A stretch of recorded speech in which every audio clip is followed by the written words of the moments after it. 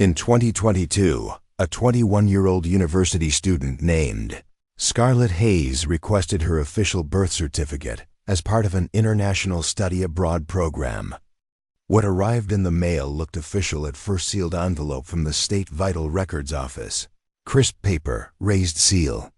But as she read it, the document began to feel like a half-finished puzzle. Birth date: July 22, 2001. Place of birth: unknown. Mother's name: blank. Father's name: blank. No attending physician. No hospital listed. Scarlett had always known she was adopted.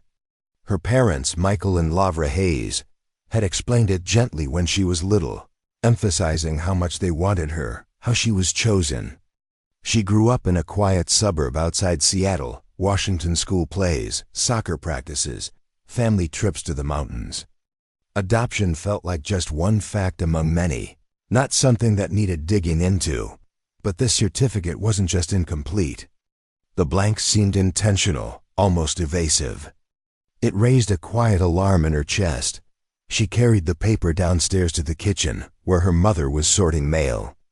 Lavra glanced up, saw the document, and her easy smile faltered for a split second. "Mom, look at this. Why is everything blank except the date?" Lavra took the certificate, scanned it slowly. "Some older records are like that, sweetheart.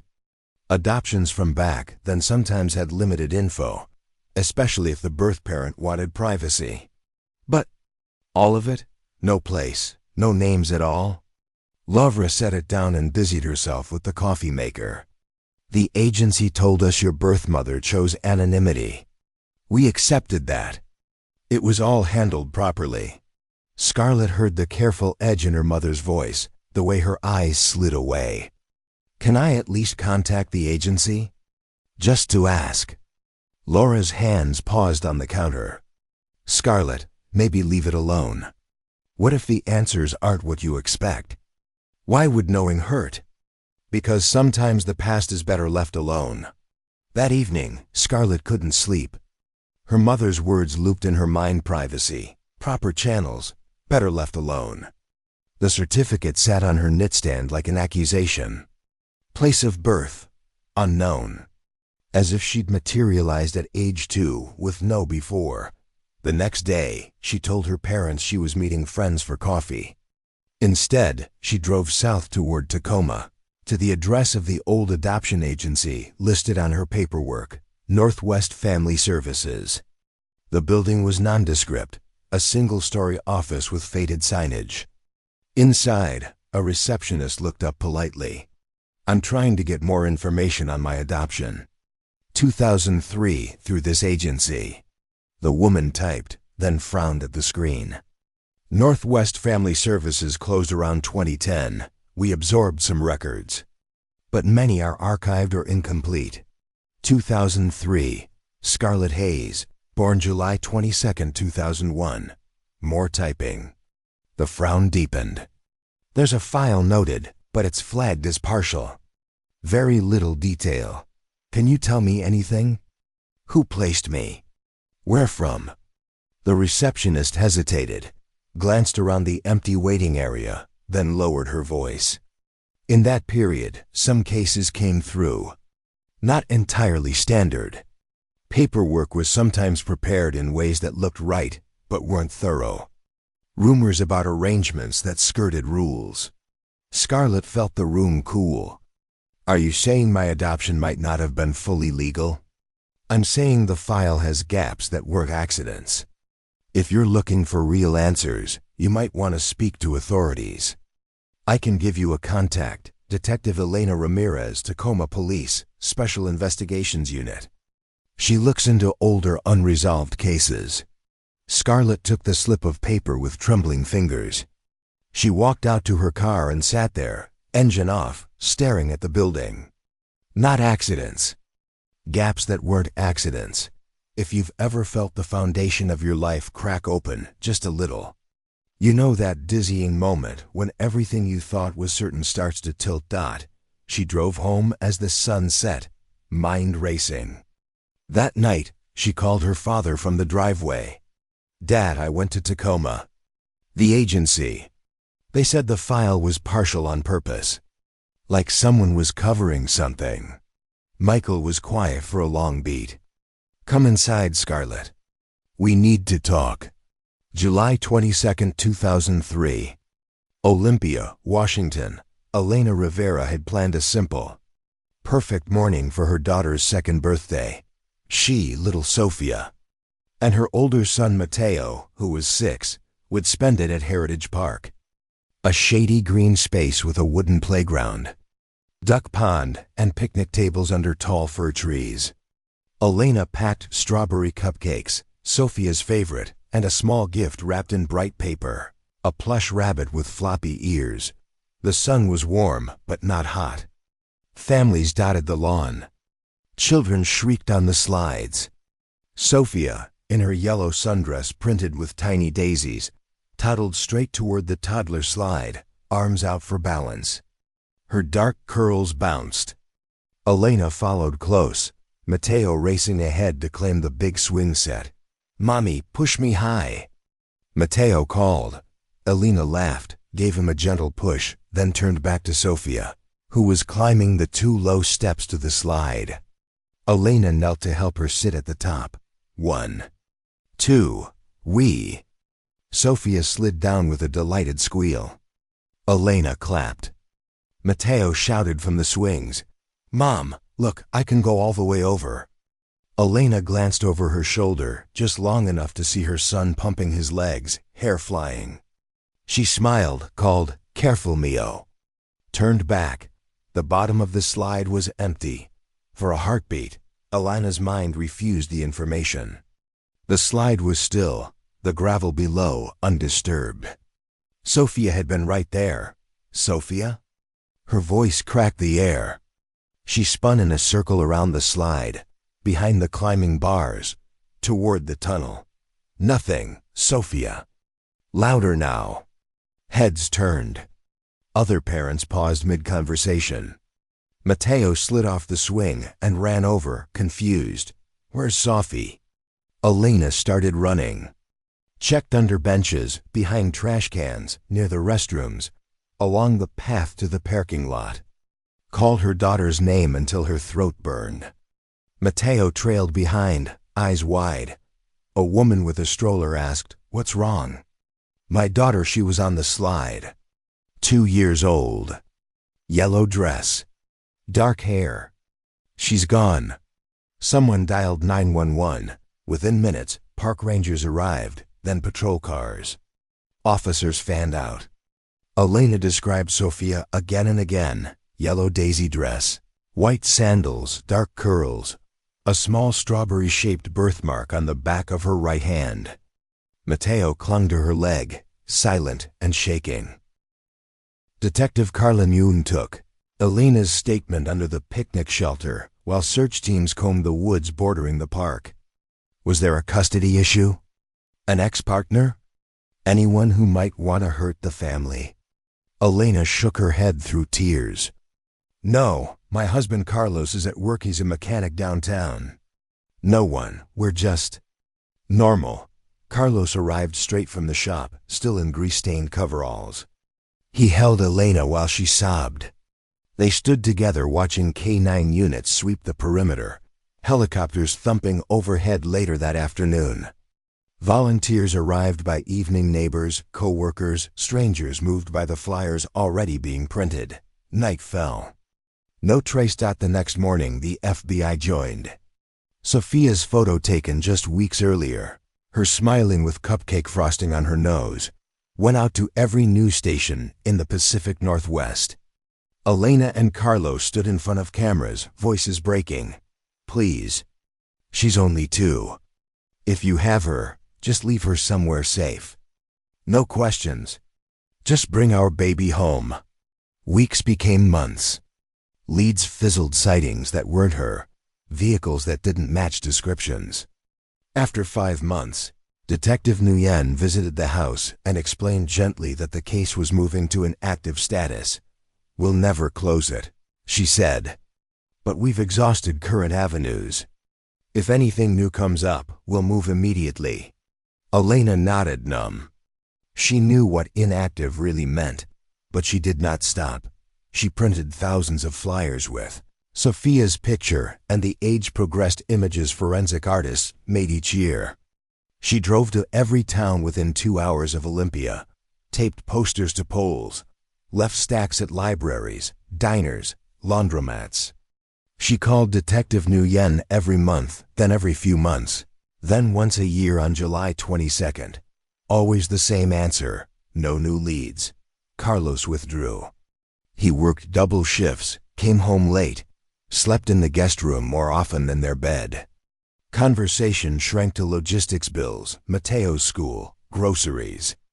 The grief carved a canyon between them. They stayed married on paper, but the warmth was gone. Mateo grew up quiet, haunted. He had nightmares of the playground, of turning around and seeing the slide empty again.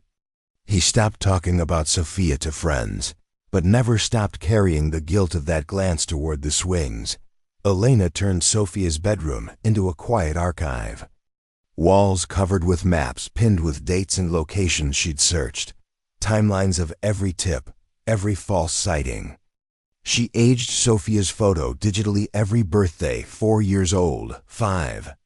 6, watching her daughter grow in pixels while the real girl remained frozen at 2.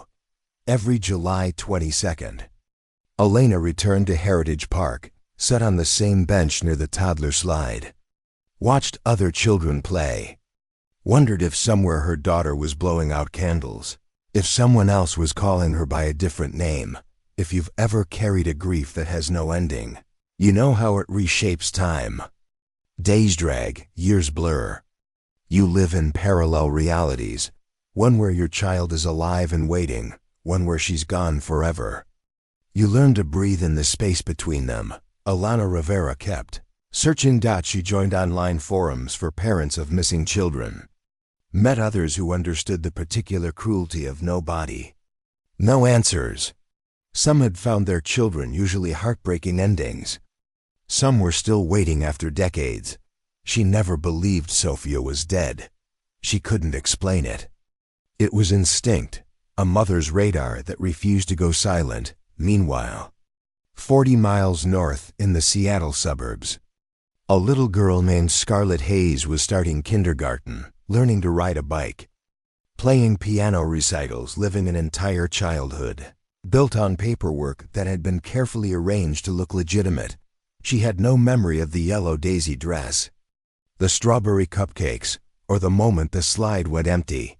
But the truth was still waiting, hidden in blank lines on an official document. Ready to surface 19 years later, Scarlett spent 4 days staring at the slip of paper with Detective Elena Ramirez's name and number. It moved from her desk to her backpack, to the kitchen counter, back to her knitstand. Every time she reached for her phone, something inside her froze. What if calling opened a door she could never close again? What if the truth erased the only family she'd ever known? Her parents were walking on eggshells. Laura asked gentle questions. "Are you okay, honey?" And Michael suggested drives or dinners to talk, but Scarlett couldn't find the words yet. The feeling was too big, the sense that her entire 21 years might rest on something fabricated. On the 5th night, unable to sleep, she sat cross-legged on her bed with her laptop. The house was dark and quiet except for the low hum of the fridge downstairs. She opened a browser tab and hesitated, fingers hovering. Then she typed, July 22, 2001, missing child, Washington. The results loaded. The second link was from the National Center for Missing and Exploited Children database. She clicked.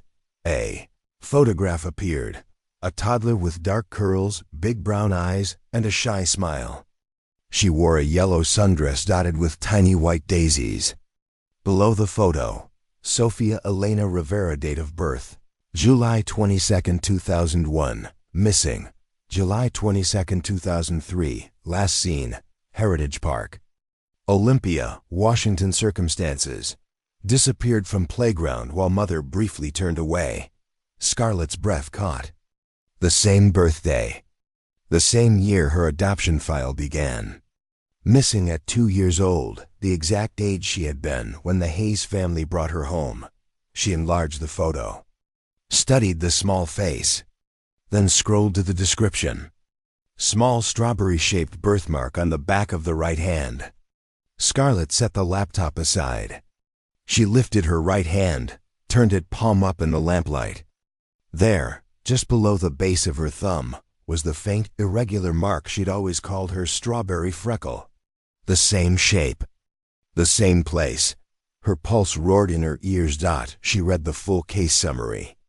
Sophia had vanished from the toddler slide in broad daylight. Mother turned for seconds to check on older brother. Looked back gone. Massive search. Police, FBI, volunteers, helicopters. No witnesses. No ransom. No body. Case went cold after 5 months. A phone number for the primary contact, Sofia Rivera, was still listed at the bottom. Active after 19 years. This wasn't coincidence. Same. Birth date. Same disappearance location in the state where her adoption originated. Adopted 3 months later through an agency now known for partial files. The birthmark. Identical. Scarlett knew with the bone-deep certainty.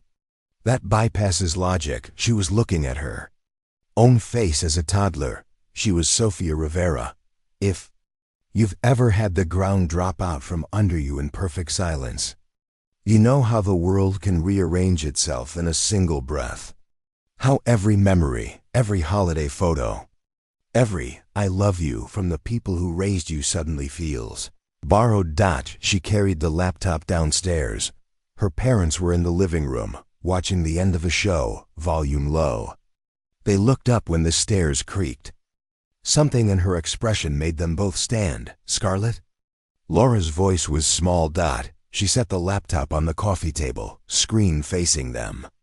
The missing child page glowed in the dim light. "I found this." Michael leaned in first. His face drained of color when he saw the photo. "Look at the date," Scarlett said quietly. July 22, 2001, same as mine. Missing from Olympia. 3 months before you adopted me. Laura covered her mouth with one hand. "And this?"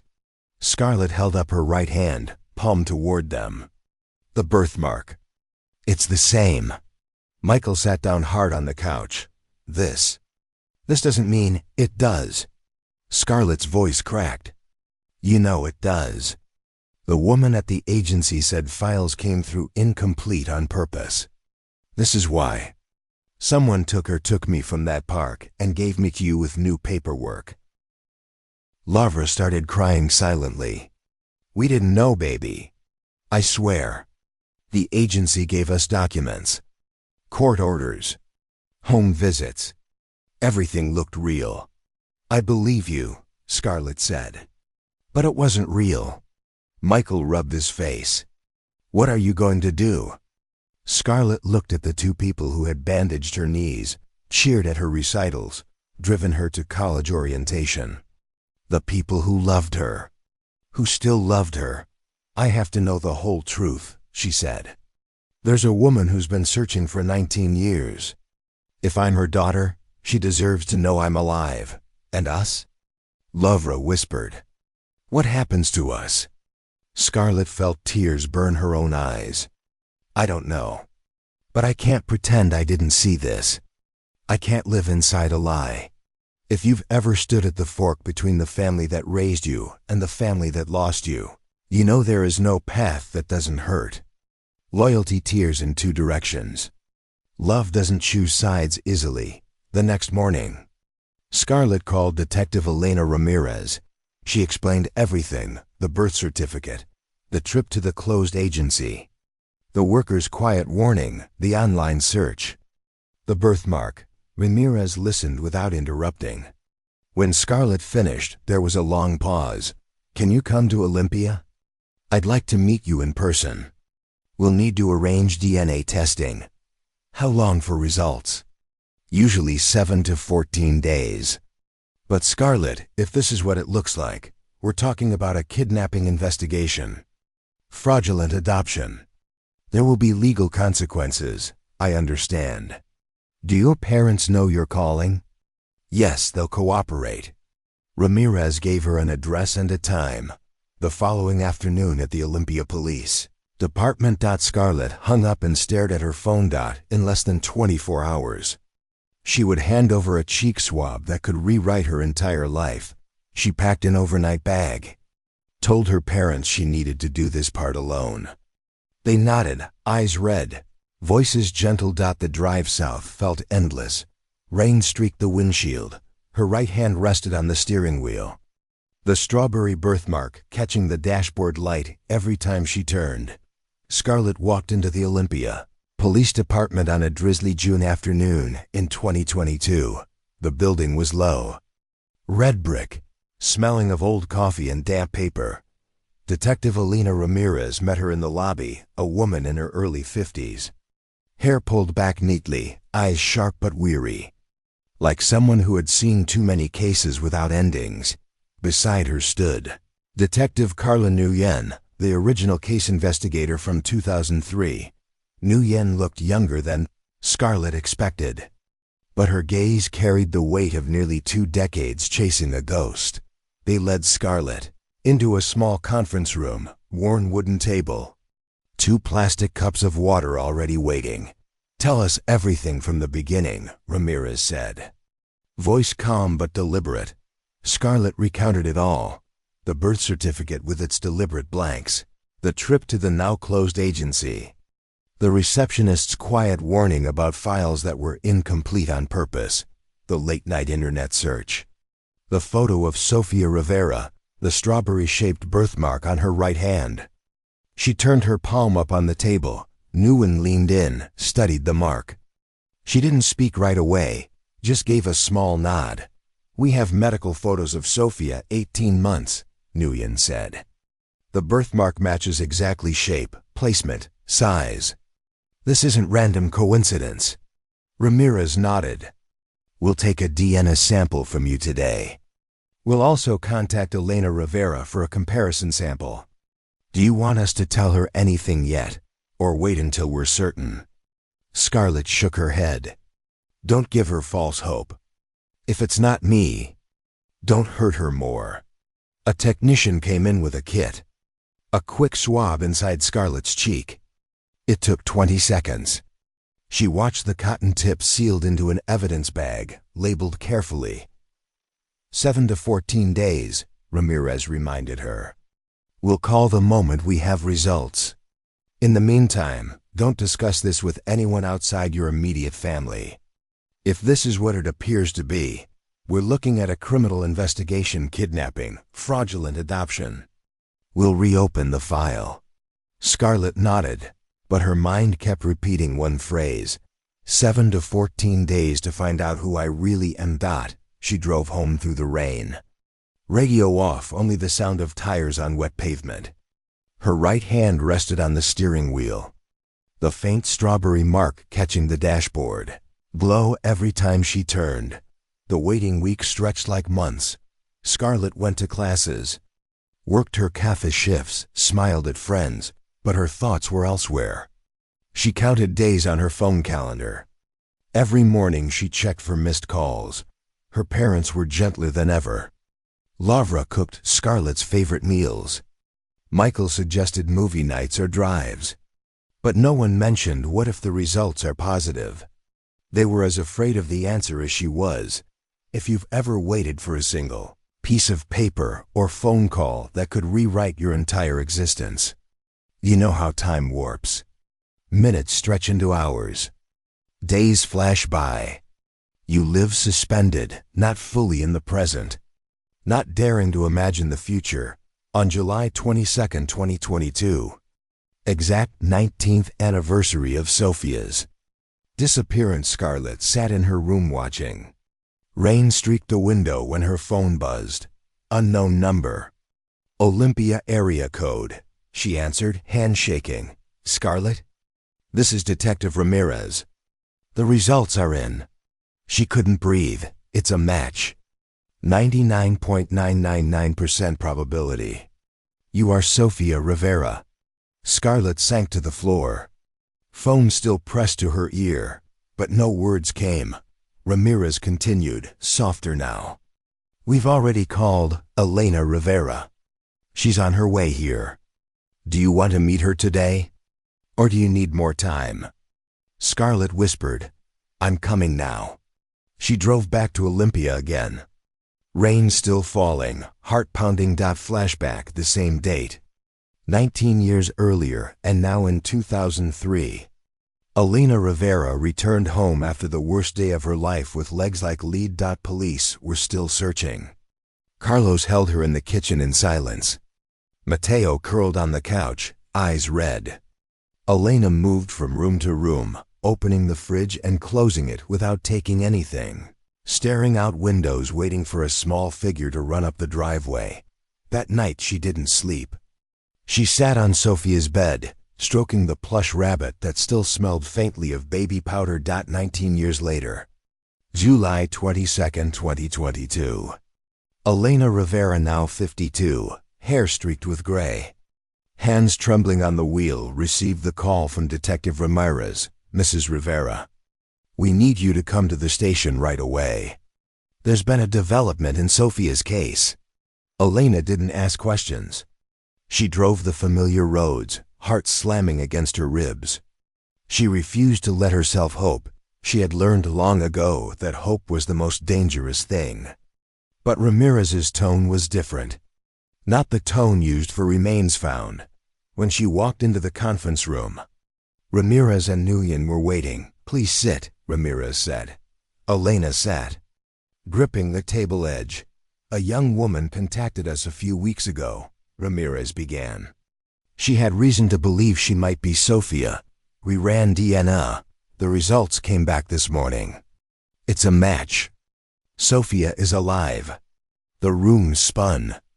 Elena grabbed Ramirez's hand to steady herself. Where is she? She's on her way here now.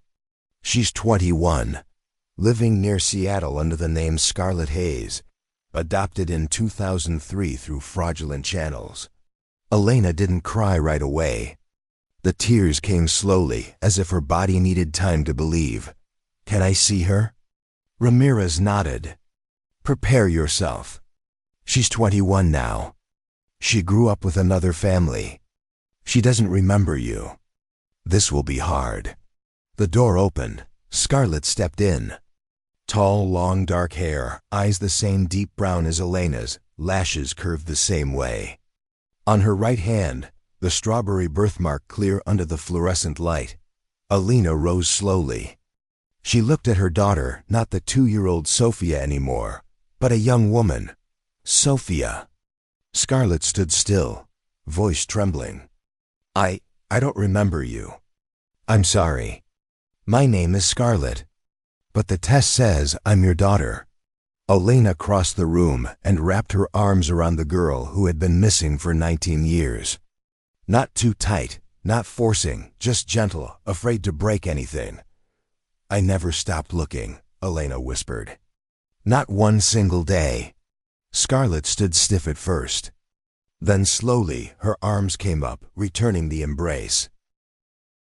Two women, one who had waited 19 years. One who had just discovered she was stolen stood. Like that in the cold conference room of a police station. If you've ever witnessed or lived the moment, two lives, torn apart, are stitched back together after nearly 2 decades. You know how words become useless. Love and loss occupy the same space. Nothing is simple. Nothing is perfect, but they had found each other. The investigation unfolded quickly once the DNA results confirmed the match. Detective Ramirez and a team from the Washington State Attorney General's office, working with the FBI, reopened Sofia Rivera's case as a kidnapping and identity fraud matter. They traced the fraudulent adoption paperwork back to Northwest Family Services, the agency that had closed in 2010 amid whispers of irregularities. What they uncovered was a small but organized network that had operated quietly through the late 1990s and early 2000s. Hospital Staff in low-income areas flagged vulnerable newborns or toddlers, children of young mothers, those in unstable situations, or simply children who could be taken with minimal immediate outcry.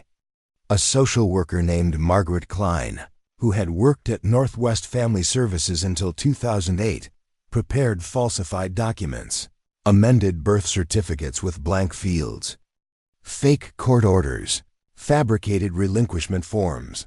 Adoptive parents paid standard agency fees that were funneled into private accounts. Identities were erased on paper and rebuilt. The network placed dozens of children this way before scrutiny increased around 2007 to 2008. By the time Sophia was taken from Heritage Park in July 2003, the operation was already winding down under pressure from state audits. Sophia's abduction wasn't part of a routine placement for profit. It was panic. Police had begun connecting missing children to questionable Idaho and Washington adoptions. Someone in the network, likely a low-level operative hired for cash snatched Sophia to create a clean child who could be quickly placed in close an open loop before authorities closed in. Margaret Klein died of natural causes in 2014. 2. Hospital employees involved moved out of state and could not be located. The man believed to have taken Sophia from the playground was never positively identified. He vanished after 2004. Michael and Sofia Hayes were interviewed multiple times. Every piece of paperwork they had received was examined. The documents looked legitimate on the surface, stamped, notarized, court-approved. Home visits had been conducted. Background checks cleared. They had paid fees through official channels and believed they were adopting legally. The investigation cleared them of any criminal wrongdoing. They were ruled victims of the fraud, just like Sophia. But the law was clear. Sofia Rivera had been kidnapped from her biological family. Parental rights could not remain with people who, however, innocently benefited from the crime. The court terminated the Hayes' legal parental rights within weeks. Sophia was returned to Elena, Rivera's custody. The transition was brutal for everyone. Scarlett now legally. Sophia again moved into Elena's modest house in Olympia. The bedroom that had waited untouched for 19 years still had the same pastel walls, the same shelf of stuffed animals, the same crib mattress that had never been replaced. Sophia slept in a guest room at first. The childhood bed felt too small, too frozen in time. She missed the Hayes desperately. She called Lavra every few days, visited Michael on weekends when she could drive north. They remained her parents in every emotional sense, even if the law no longer recognized it. Elena tried not to feel jealous each time Sophia said "Mom" on the phone to Lavra. But the pain was there, sharp and quiet. Mateo, now 25 and working as a graphic designer in Seattle, came home the first weekend Sophia moved in. He stood in the doorway, looking at the 21-year-old woman who had once been his toddler sister.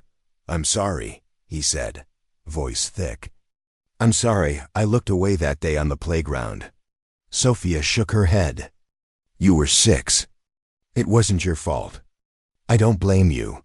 I blamed myself every day for 19 years.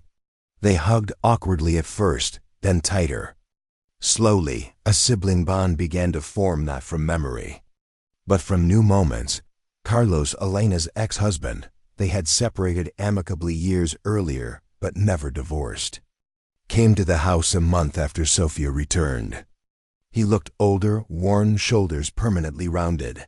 "Sophia," he said quietly from the doorway. She didn't remember his face, his voice, his smell. But she saw the tears in his eyes. "I'm sorry I stopped hoping," he told her. "I'm sorry I couldn't keep going the way your mom did." Elena watched from the kitchen. She and Carlos had barely spoken in years beyond logistics about Mateo. Finding Sophia didn't magically heal their marriage. The distance had grown too wide, but it gave them something they'd both lost. A shared daughter, alive and home. Carlos started visiting once a week. He brought takeout, sat on the porch with Sophia, answered her questions about the man he had been before grief changed him. The first year was the hardest. Sophia struggled with her identity. She still introduced herself as Scarlett sometimes, caught herself answering to the old name. Nightmares came being pulled from the Hayes house, losing Elena all over again. She woke crying for Lavra. Elena held her through those nights, even as each one reopened old wounds. "I know you miss them," Elena said one night after Sophia had cried herself out.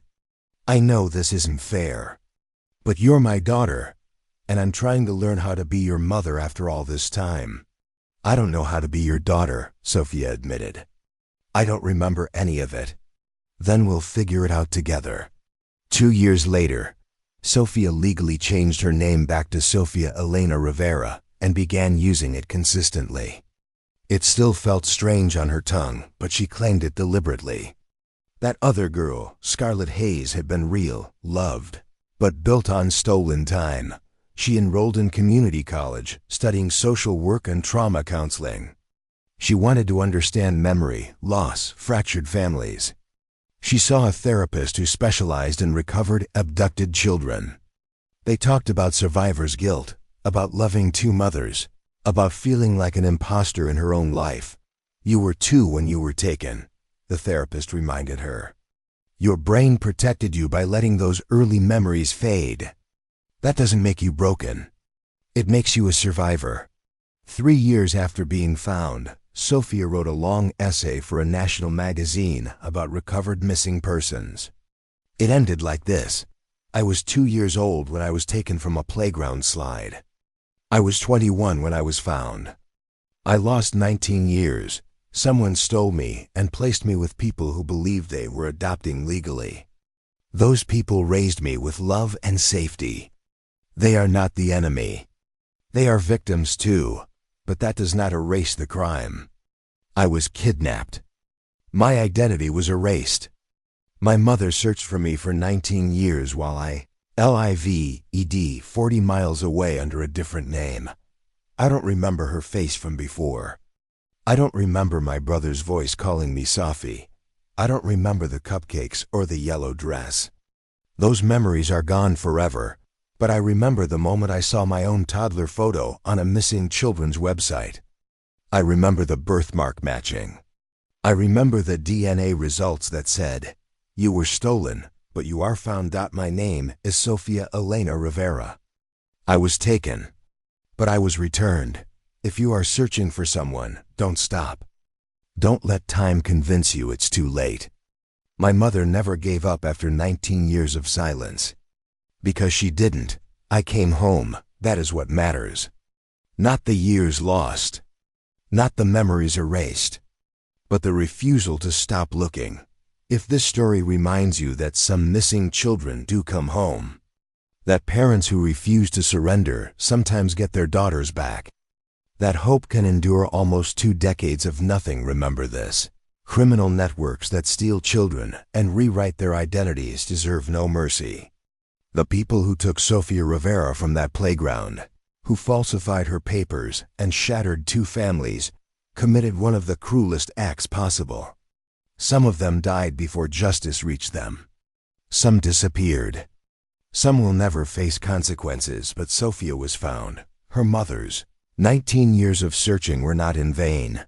Somewhere, someone else is still missing. Someone else is still searching. Don't stop. Don't give up. Because Sofia Rivera came home, and her story belongs to every mother, every father, every sibling who still believes.